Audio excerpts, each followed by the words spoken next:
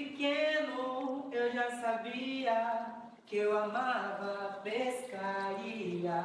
Prepara a vara, mãozão no rio, começou o desafio. Espere um pouco, mais um pouquinho, faça silêncio no barquinho. Espere um pouco, mais um pouquinho, a paciência traz o peixinho. José, eu estava contando para eles que você me contou uma história sobre o caboclinho d'água, lembra? Ah, eu lembro dessa história. Quem contou pra mim foi o meu avô, faz muito tempo atrás. E o meu avô era um grande pescador, como eu. Por isso que eu continuei a tradição da família. Quando a gente pensou no coletivo, a gente pensou justamente em evidenciar a cultura popular e a cultura da nossa região. Cambuci é uma cidade muito pequena, né? E aqui, infelizmente, por exemplo, o teatro, ele é pouco acessado. O teatro como a gente conhece, o teatro que tem o edifício teatral e tem peças grandes e é tudo com muito dinheiro. Aqui não é exatamente assim. Mas aqui, a cultura e a teatralidade, ela aparece de algumas outras formas, e o coletivo é uma tentativa de evidenciar essas formas de que a cultura se manifesta aqui e a teatralidade aparece. Bom, a peça Caboclinho d'Água, ela surgiu através de lendas contadas por pescadores e também algumas pessoas da cidade. E para isso, para a gente entender melhor como funcionava, a gente fez uma pesquisa com a historiadora que trabalha na Secretaria de Cultura em Cambuci. E ela relatou algumas histórias, né, que através da pesquisa dela, sobre pescadores, né, da cidade de Cambuci. Que eles relatavam que quando o rio não estava para pesca, alguns pescadores escutavam e viam uma figura, uma pessoa, né, jovem, com características de pessoas indígenas. E entre o rio Pomba e entre o rio Paraíba do Sul, que é o rio que corre por Cambuci.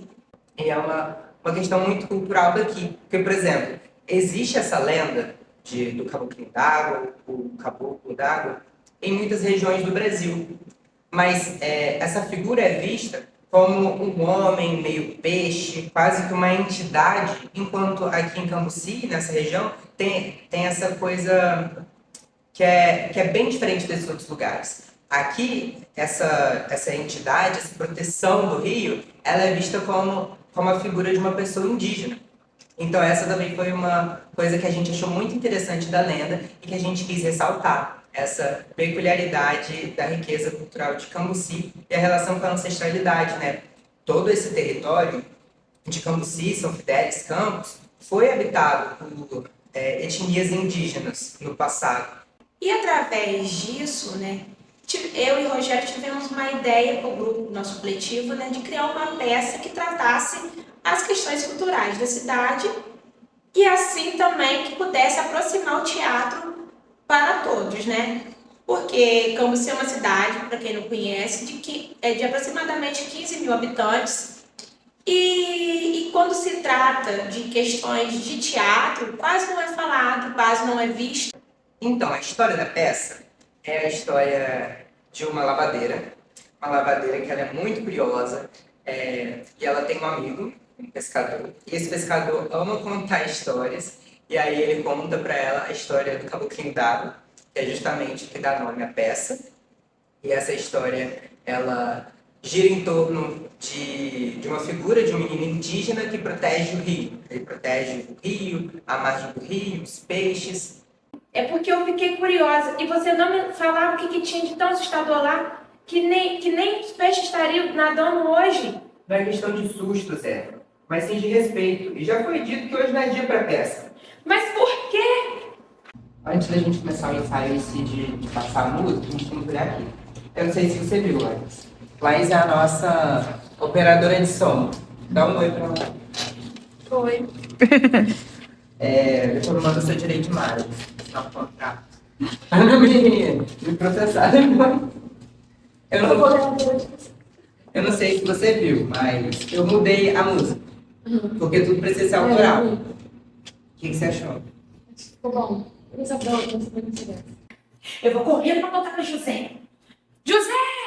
José! Só que você vem daqui.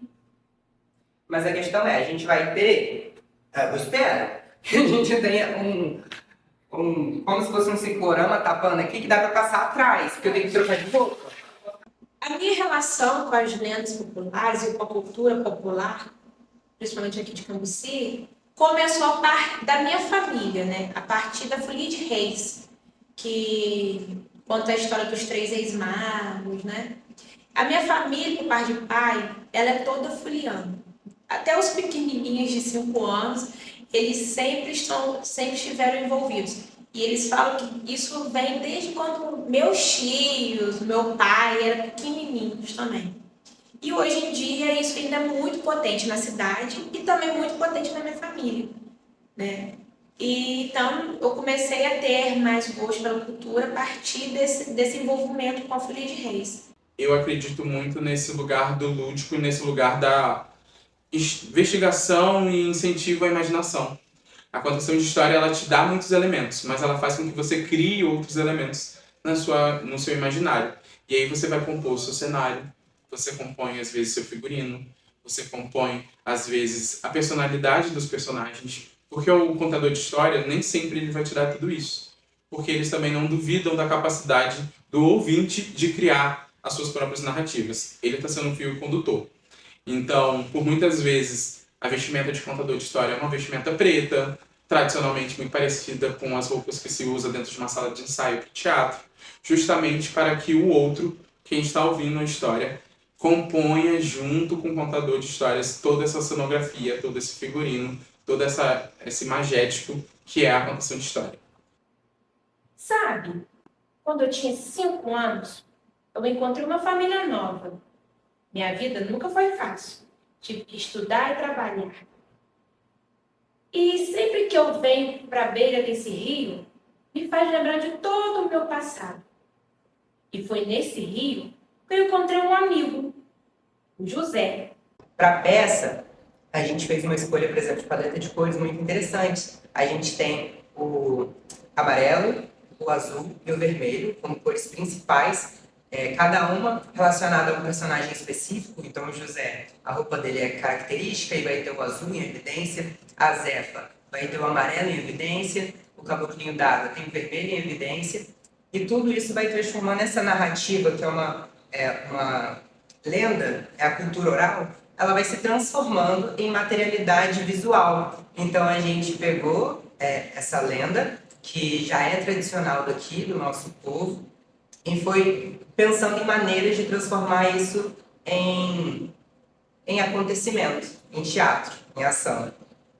A minha personagem Zefa, ela surgiu como inspiração a Zefina, que é uma mulher daqui da cidade, que ela é muito alegre, já era idosa, e ela gosta muito de contar histórias. Ela conta a história da vida dela desde quando ela era criança, gosta muito de cantar, né? Ela sempre a gente nunca sabe quando ela está cantando uma música que existe, uma música que ela inventou, porque ela costuma juntar tudo. Ela assim, ela é considerada a artista da cidade.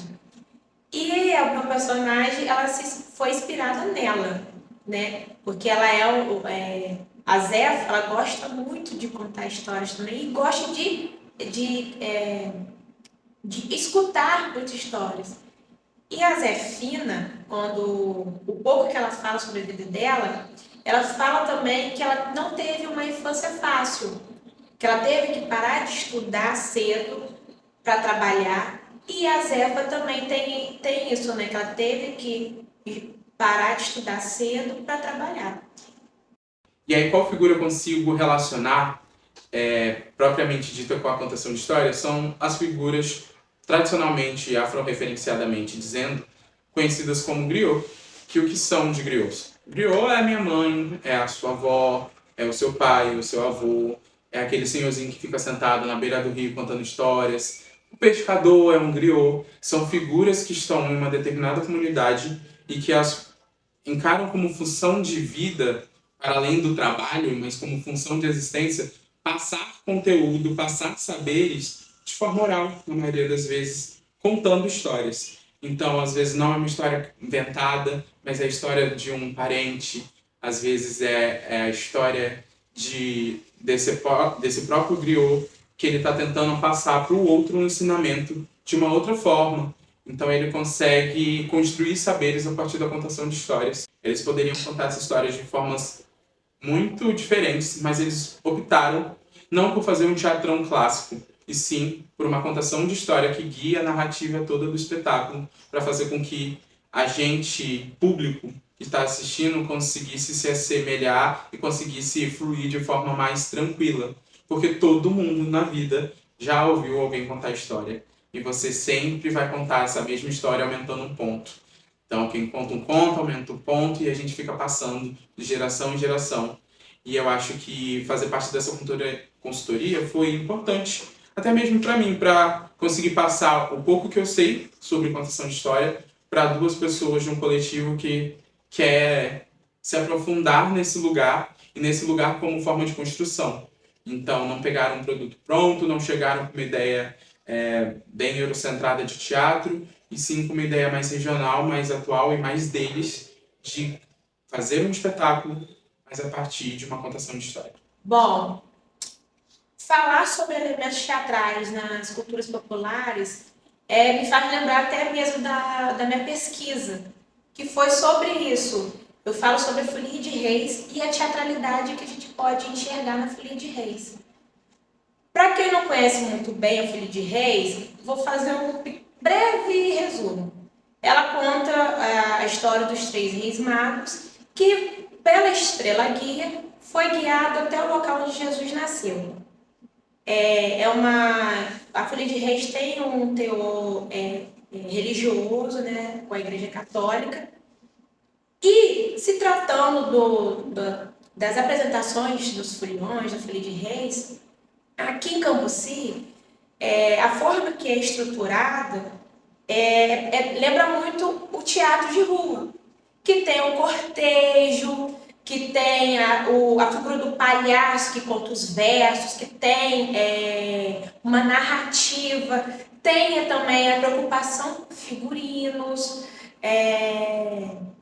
tem as músicas do cortejo, né, que antes de chegar no local onde vai ser apresentado, os foliões vão cantando, assim como muitos do teatro de rua, né, a gente vê eles chegando até o lugar, né? Antes de chegar no lugar, eles vão cantando, né, com os instrumentos, trazendo o público, né, para o local onde vai ser apresentado.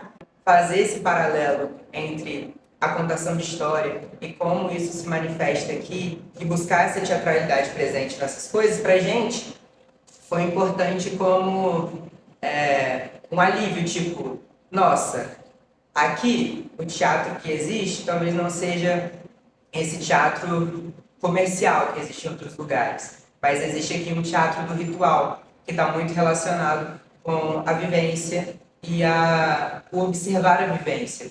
Então a gente vai para esse espaço de se perceber na nossa cultura e como evidenciar a nossa cultura a partir do teatro.